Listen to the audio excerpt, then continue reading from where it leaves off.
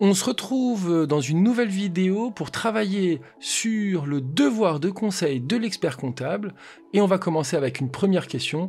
Qu'est-ce que le devoir de conseil du professionnel?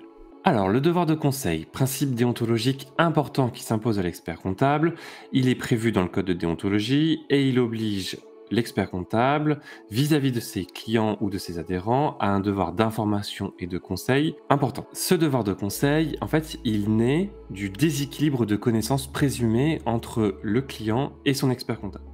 Si on devait illustrer avec une autre branche du droit, on pourrait parler du contrat de consommation. Vous savez, les industriels versus les consommateurs. Le consommateur, il est petit, il n'a pas la connaissance professionnelle et l'industriel, lui, il a la connaissance. C'est un professionnel. Donc, le droit va toujours favoriser le déséquilibre du contrat de consommation et favoriser, dans le cas d'un contentieux, le consommateur.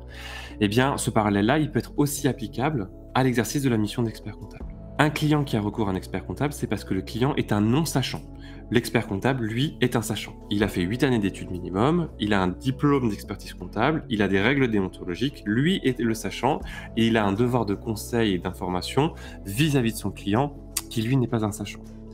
À titre illustratif, lorsque je réalisais des travaux de paye dans un premier cabinet comptable, pour la saisie des variables de paye, en fait, je me rendais compte que la cliente, elle ne connaissait absolument rien aux problématiques de paye. Et elle m'avait même indiqué que des RTT, pour elle, c'était un moyen de transport au même titre qu'un RER, un TER ou un train. Vous voyez bien dans cet exemple que le client, il connaît rien à la paye. L'expert comptable, lui, est expert. On a un déséquilibre significatif entre le client et le professionnel. Donc, c'est au professionnel d'avoir un devoir de conseil et d'information. Pouvez-vous préciser les composantes du devoir de conseil de l'expert comptable? Alors, le devoir de conseil de l'expert comptable peut se décomposer en 4 diligences à respecter. Un devoir d'information, un devoir d'alerte, un devoir d'exiger et un refus de complaisance vis-à-vis de son client. Il faut connaître, identifier et comprendre chacune de ces obligations. Le premier, c'est une obligation d'information. On parle ici de devoir de conseil actif. Ça signifie que l'expert comptable doit éclairer son client en portant à sa connaissance des obligations légales et réglementaires générées par le fonctionnement de son activité.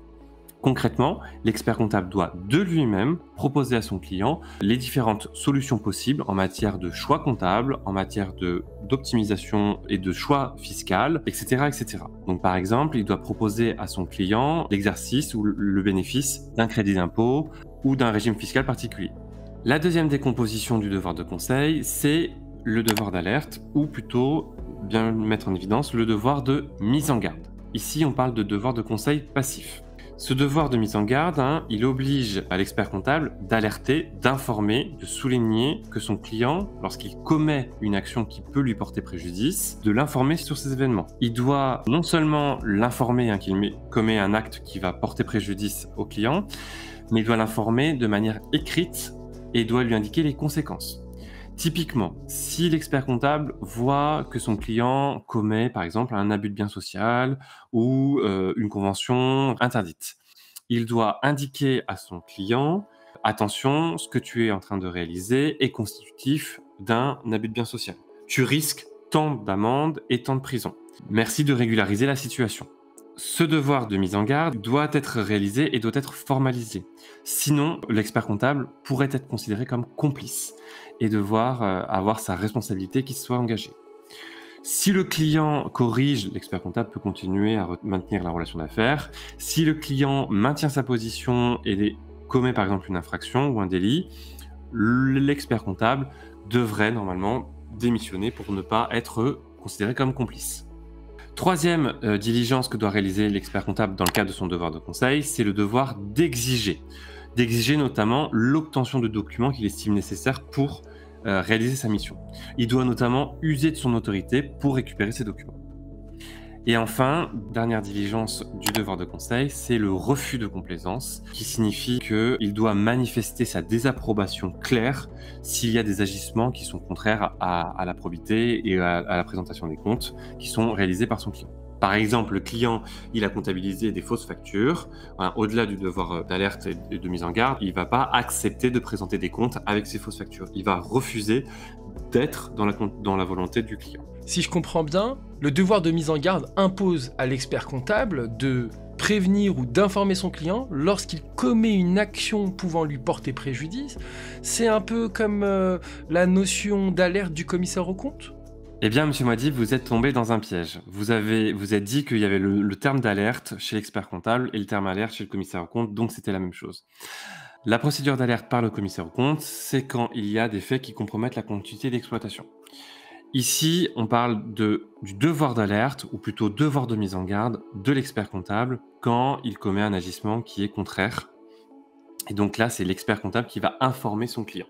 Si vous aviez un équivalent chez le commissaire aux comptes du devoir de mise en garde, ça serait plus la révélation de faits délictueux, mais qui n'est pas une obligation pour l'expert comptable. Si le commissaire aux comptes il voit des faits délictueux, il va prévenir, révéler ces faits au procureur de la République. Si un expert comptable voit des faits délictueux, il va mettre en garde son client sur ces points-là et donc l'informer des conséquences, mais derrière, il ne va pas aller révéler ces faits délictueux auprès du procureur de la République. C'est une mission légale qui incombe que au commissaire aux comptes. Donc si vous êtes expert comptable et que vous voyez des faits délictueux, vous prévenez votre client des conséquences, vous prévenez par écrit pour en avoir bien une preuve, et puis s'il continue cet agissement, vous démissionnez. Que risque l'expert comptable en cas de défaut de conseil ? Alors, le devoir de conseil, c'est un principe déontologique important, notamment parce que le défaut de conseil, aujourd'hui, constitue la plus grande source d'action en responsabilité civile de l'expert comptable. C'est-à-dire que beaucoup de clients engagent une procédure civile contre leur expert comptable pour défaut de conseil. Alors, une illustration d'une procédure civile d'engagement de la responsabilité civile de son expert comptable. Vous le savez, vous l'avez vu en droit, et on va le revoir aussi même dans ce thème. Pour engager la responsabilité civile, il faut la réunion de 3 éléments. Premièrement, une faute. Par exemple, le défaut de conseil pourrait être constitué par la faute suivante.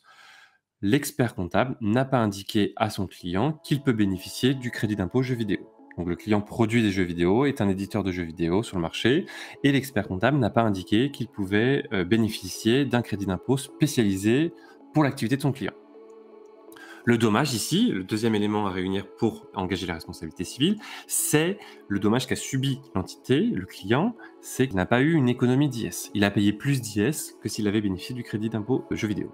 Si on réunit le troisième élément, c'est-à-dire que si on arrive à justifier qu'il y a un lien de causalité entre le défaut de conseil du bénéfice du crédit d'impôt jeux vidéo et l'économie d'IS, eh bien, vous pourrez engager la responsabilité civile de votre expert comptable et demander une réparation, c'est-à-dire des dommages et intérêts. Ainsi, nous terminons cette petite vidéo sur le devoir de conseil de l'expert comptable et on se retrouve dans une prochaine vidéo concernant le secret professionnel.